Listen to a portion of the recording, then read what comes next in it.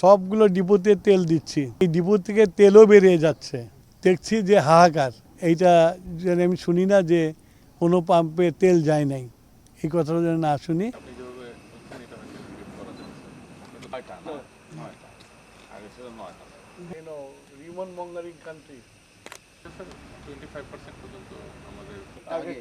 অথচ 24 তারিখে শেষ হয়ে যাচ্ছে, তাহলে ওদের এভারেজ যে মানুষ দেখতে যে পাম্পের তেল আসে নাই।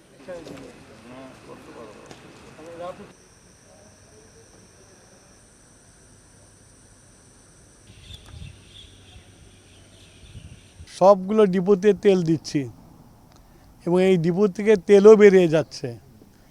তেল বেরিয়ে যাওয়ার পরে তাও আমরা দেখছি যে হাহাকার, যে দেশে তেল নাই।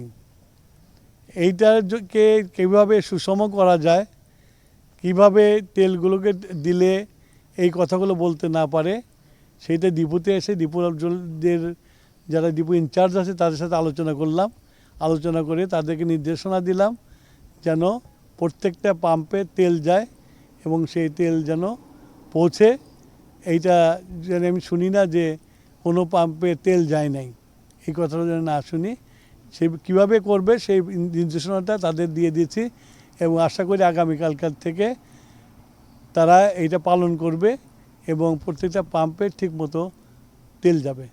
সেই জন্য আমার রাত করে এখানে আসা আর দেখা যে এই ডিপোতে সিন্ডিকেট কি কাজ করছে না কিনা সেটা দেখা, বুঝছো? চোরাচালানি বন্ধ করা, চোরা কারবারি বন্ধ করার জন্য আমি আসছি এবং প্ল্যানিংটা দিয়ে দেওয়ার জন্য আসছি।